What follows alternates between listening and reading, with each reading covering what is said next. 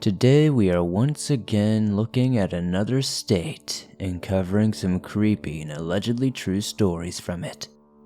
Today's state is Massachusetts. Now Massachusetts is a place full of history and downright creepy mysteries. Welcome back to the swamp, my friend, and welcome if you're new. Today we're going to be sharing some creepy and allegedly true horror stories from Massachusetts sent in by viewers just like you. As always, if you have a story that you would like to send in, from your home state or something different, please be sure to submit your story at swampdweller.net or the email you can find in the description down below. It's stories like yours that help keep this show going on a daily basis. Now, without further ado, let's jump right into these creepy and allegedly true Massachusetts horror stories that'll keep you up tonight. Spring has sprung, and the less time you spend in the kitchen, the better. That's why some of HelloFresh's delicious restaurant-quality meals come together in just 20 minutes. Get 16 free meals plus 3 free gifts with code SWAMPED16 at hellofresh.com/swamped16.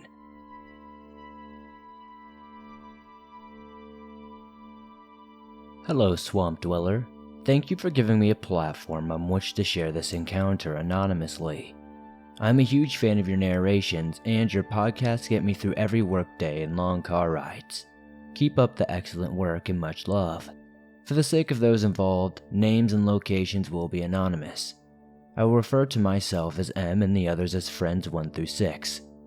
The only location detail I will share is that this took place in Massachusetts. Now, on to the story. Almost a year ago, to get out of the house during quarantine, some friends and I wanted to go camping. 6 of us in total. We met up at a clearing that one of our friends knew about. Friends 1, 2, and 3, and I started getting everything set up, while we still had some daylight. We got the tents and chairs set up around the fire pit before the sun was about to dip under the trees. After we got the fire going, it was around 8 p.m. A little after that, friend 2 got a call from friends 4 and 5 saying that they were running a bit late but were almost there, asking friend 2 to wait for them, out on the road, so they could see where we were. He left and everything was still excellent. A short time after, friends 2, 4, and 5 came back to the campsite. Friend 2 was a little shaken up. When we asked him about it, he said while he was waiting out on the road, he felt like he was being watched and heard something in the trees. If you don't know Massachusetts, the forest and woodlands can be dense at times, and, at least in my area, there are a lot of pine trees, so flashlights or lanterns won't illuminate much more than a couple of feet in front of you. Yes, it is that thick in my area, with all the trees and fallen logs. Anyway, Friend 2 said he was listening as whatever it was kept leaping back and forth to the trees behind him as he was walking. However, he suddenly heard it pacing back and forth in the trees behind him when he got to the road. Then, he didn't hear it anymore. The surrounding woods, he said, were very silent and still. He was down there for just a few minutes before he heard the pacing resume. Only this time it was across the road, and it was much faster than before. Now before I write this, I'll give some context.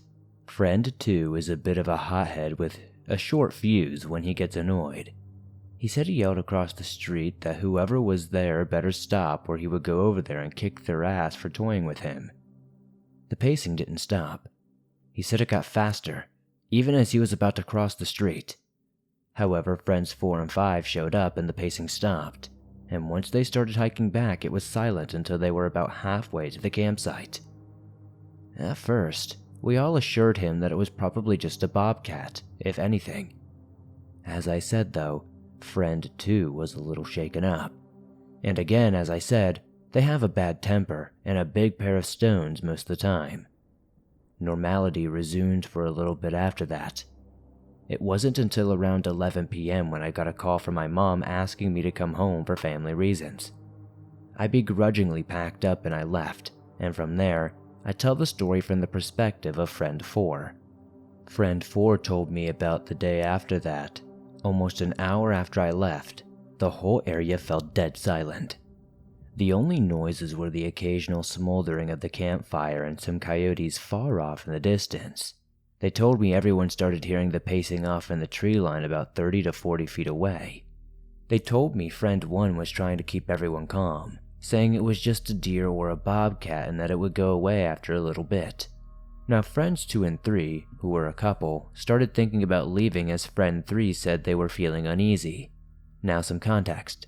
I have always been a night owl, to the point where it's become an inside joke in our group that I am an owl secretly, so I have the nickname Owl. Friend 4 said they tried to start making jokes about the others and how they were being. They said if I were there, I would have summoned an army of owls or something to dispatch whatever it was. However, as he said that, they said the thing pacing stopped, and then they heard it start to hoot. At first, it was like the sound you would make when teaching your child the sounds of animals, and slowly evolved it into a more accurate, full impersonation of an owl. As the hoots progressed, the pacing picked up again, but this time faster. And they said they also heard it breathing very heavily. And just like that, the howls of coyotes resumed, only much closer. They told me no more than 1,000 feet. Whatever it was kept howling louder and louder, and everyone began panicking. Even friend 1, who was an absolute adrenaline junkie who laughs at death as they go 80 freaking miles per hour on sharp corners with his motorcycle, was starting to be freaked out. Everyone was horrified. They didn't even bother packing much. They just took most of their valuables and whatever they could grab and ran to the car as fast as possible. Howling and barking coyotes not far behind. No hooting though. Just dead silent woods and howls and barks. Friends 1 and 5 will swear up and down that it was a bear or a bobcat or some sort of deer making the hooting noises, and that the coyotes were likely lost. However, friends 2, 3, and 4 told me that they had horrible, vivid nightmares that night. After our research, we concluded that the thing stalking us and mimicking an owl that night was most likely a wendigo, and the coyotes we decided were most likely drawn to the scent of a hunting predator and were looking to scavenge any remains they could. If you read this story and narrate it, thank you for choosing it. Stay safe if you're in the woods of Massachusetts.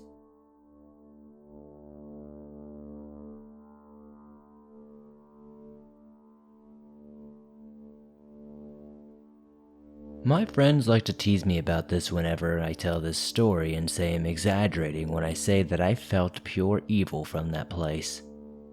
The title was more of a warning based on personal experience, but I don't recommend it either way.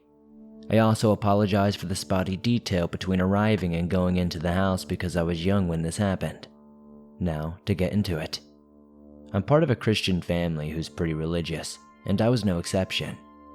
Ever since I was little, I was warned of anything witch-related, or anything deemed demonic, so I'm sure you can imagine the surprise and excitement a little 8-year-old me felt when my mom took me and my, at the time, 10-year-old brother to Salem to see the Witch Trials Museum.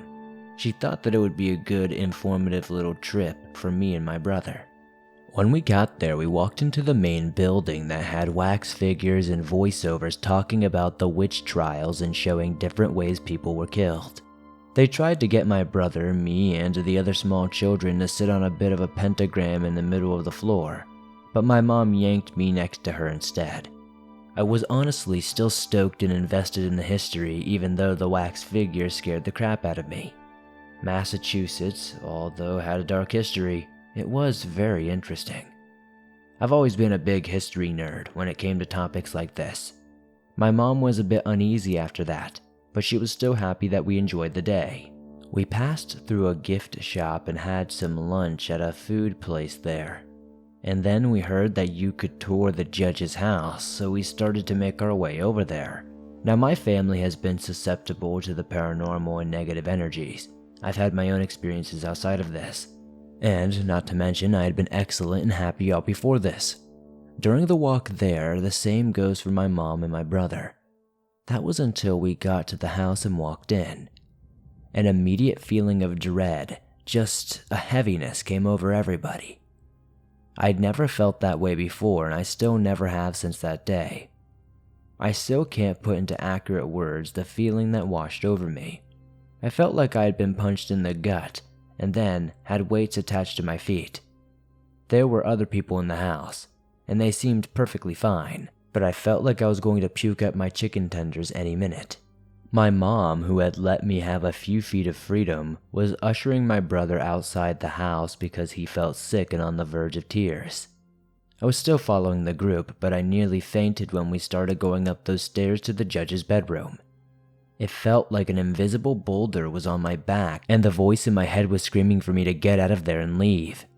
I finally made it to the top of the stairs after practically tripping up them, and thank God my mom was there to steady me because I damn near fell. It felt as if all the negative energy in that whole place had decided to plop itself in that tiny bedroom and glare into my soul with all of its hatred. She nearly dragged me out of that house because I was lethargic and near hysterics.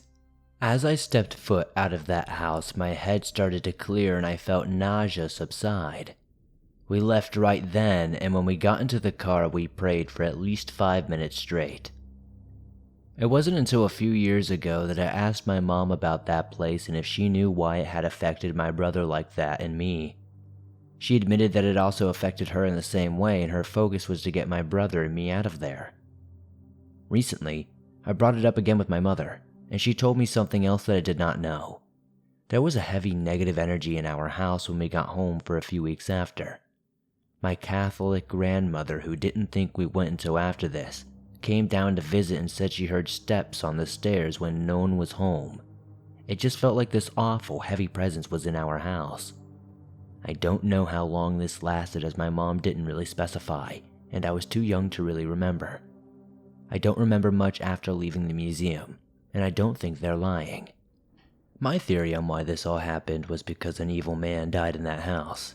I think either his spirit is still there, or maybe my family could sense the pure evil, or he had just left all his negative energy there when he died. I don't know if it was because he was religious or we were religious, but whatever it was, that house did not want my family there. You can choose to believe me or not, but I know what I felt and experienced, and it was something I'd wish not on my worst enemy. Salem, Massachusetts has some truly scary things lurking within it.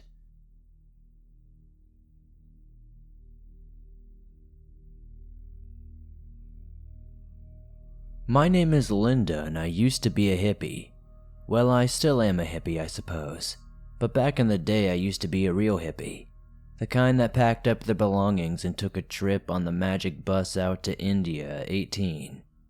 I spent the years after that doing a lot of hitchhiking all over Europe and the Middle East. Back when it was relatively safe, if you can believe that.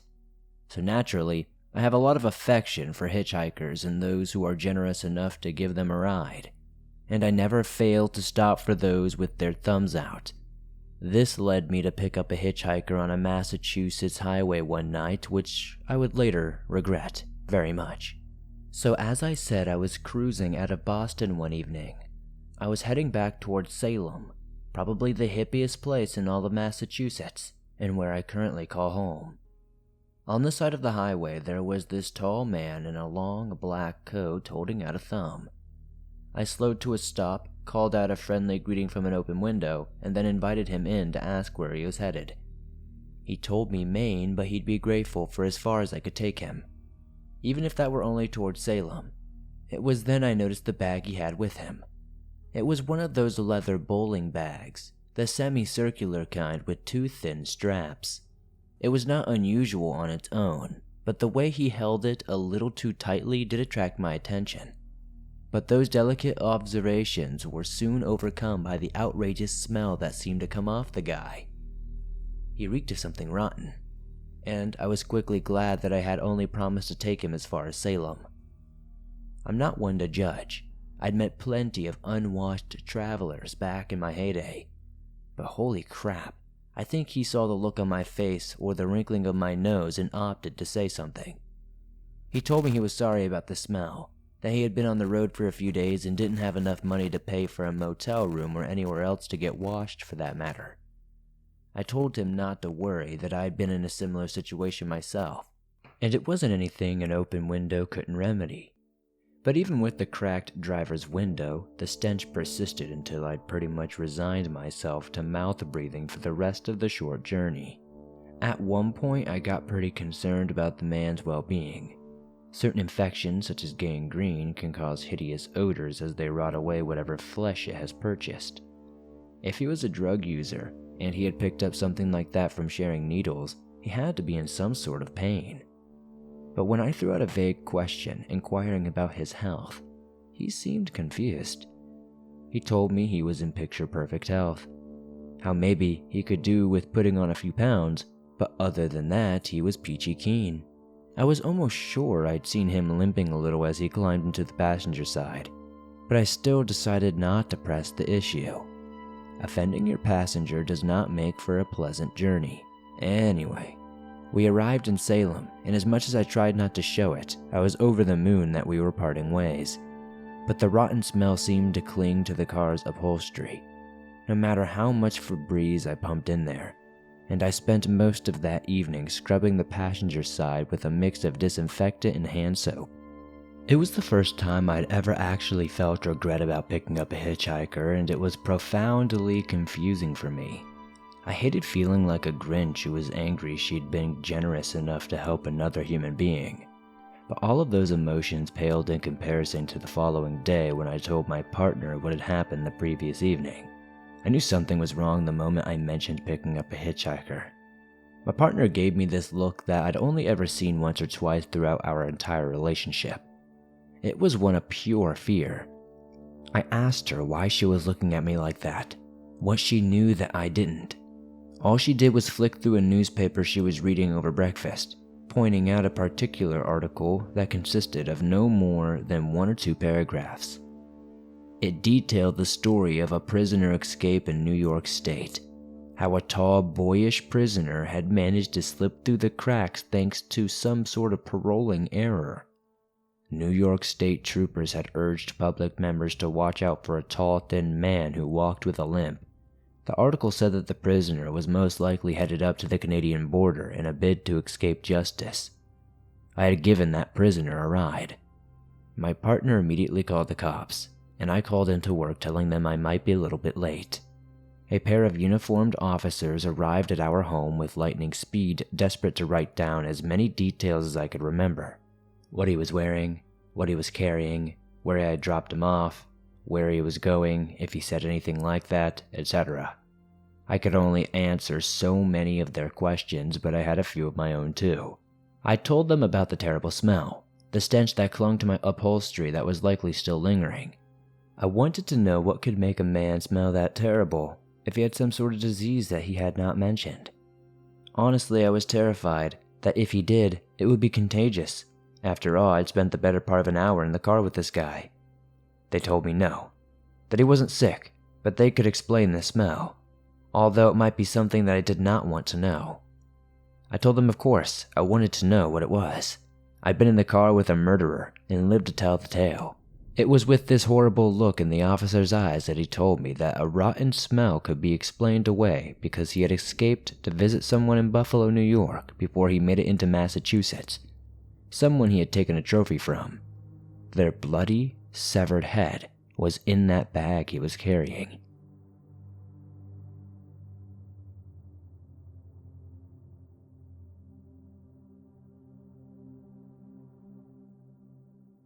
When I think back on my childhood, I remember that I used to have awful night terrors. This is a true scary story about one of what I feel to be the scariest ones I ever had. I used to live in a second-floor apartment in a house in the residential neighborhood of a part of Massachusetts called Dorchester. I didn't live too far from the train, which was about a good 10 to 20 minute walk from my house up to Boston Street Bridge. And there were 2 sub shops that you could get great sandwiches from. But anyway, that's not why I'm here writing this. Up until I was about 10 or 11, I, as I said at the beginning, used to have awful night terrors. So this one night wasn't any different from any of the other nights where I would wake up screaming and crying and fighting with absolutely nothing until my mother would come in and sing Adele Vise to me. It was a dark and rainy night. It was a little darker than usual, I thought. On the door to my bedroom, I had one of those plastic coat hangers that go over the top of your door. I had all my coats and hoodies on that. So on this stormy night, I'd woken up to the sound of thunder crashing and laying there staring at the stuff. Still this time, I didn't see coats and hoodies. I saw the shadowy figure that looked like he was standing over me, watching me. To be sure I wasn't losing my mind, I slipped out of bed and passed the figure in question. I then made my way to the short hallway past the front door and stopped and stood right at the bathroom door staring at the bathtub, almost positive that someone or something was in the tub waiting for me to come closer so it could grab me. I backed up into my parents' bedroom, and as I turned around and looked, they were dead. Not only dead, but they were skeletons. This also terrified me, like you wouldn't believe. As I stood there in front of my mom freaking out, she woke up and tried to calm me down, the way she always had. I crawled up next to her, and she began to sing Adele Vise. I know this might not be a typical scary story you share, but for whatever reason it's always stood out to me, and I always thought it was interesting that maybe you could share some sort of nightmare horror stories.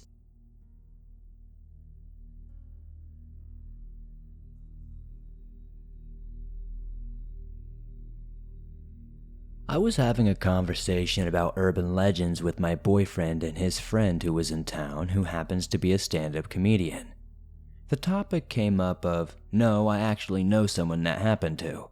So here's my story. Back around 2003, I worked in a clothing store known for inexpensive t-shirts at a mall in a smaller northern city in central Massachusetts. I am a bit of a taller woman, just a hair shy of 5'11", with small, medium hourglass frame, light hair, light eyes. I was 18 when this happened. My friend that I worked with met up with me to pick up our checks and schedules and shop a little bit. She's no joke, 4'11", and still looks like she's 12, even though she's now in her 30s. We were both active in the hardcore scene at the time, but I looked a little more clean-cut than her. She liked piercings, I liked tattoos. We were parting ways since we parked in the same lot but in different sections. I gave her a hug and walked away. I heard someone call, "Miss," and I turned around. It was a short, fat guy with a bottle in his hand coming towards me. "Miss, I got my wife this perfume. Will you smell it for me? Tell me if it's good." "Nope, frick off." I kept walking to my car, taking my Nokia out to call Jackie as I walked over. The dude persisted and started hitting notes of agitation in his voice, following me all the while, increasing the speed of his pace, saying he just needed me to smell it. Jackie answered, "Some guy's following me, drive down my road please." He heard me on the phone and stopped following me immediately. Jackie drove up alongside me and moments later described the guy, asking if it was him, which I confirmed. "He got into some van and drove away," she said. In hindsight, we should have called the cops.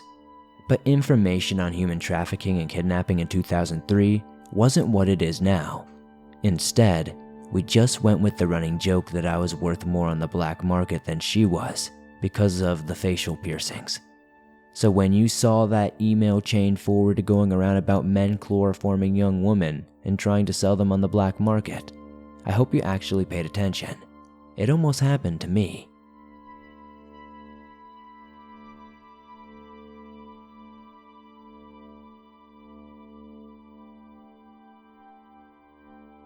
Thanks for listening to these creepy and allegedly true Massachusetts horror stories sent in by viewers just like you. As always, if you have a story that you would like to share in a future episode, be sure to submit your story at swampdweller.net or the email you can find in the description down below. I would love to share your story with everyone here in the swamp. It's stories like yours help keep this show going on a daily basis. If you enjoyed these stories, be sure to hit that like button, as it helps me out a ton. The more likes this episode gets, the more YouTube promotes it, and that's very helpful to the swamp. If you're listening to this on Spotify or Apple Podcast, be sure to give this a 5-star rating over there, as it helps me grow there, and that's very helpful. If you're on the go, but don't have YouTube Premium, but still want to listen to your favorite Swamp Dweller scary stories no matter where you are, you can download them absolutely free from Spotify, Apple Podcast, Stitcher Radio, and just about anywhere else you find your favorite podcast online. I would love to know in the comments down below what story was your favorite tonight. Letting me know in the comments helps me pick better stories for the future. If you would like to support the swamp outside of all that, maybe check me out on Twitch. I stream over there multiple times a week. I play the scariest horror games that come out, and we also watch some quite terrible horror movies over there. It's a lot of fun, and I think you'd enjoy it. You can find a link to do so in the description. Be sure to check out the merch store. I've got t-shirts, hoodies, and more. Don't forget to join me on Instagram, Facebook, and Twitter, and I'll see you all soon with another creepy episode.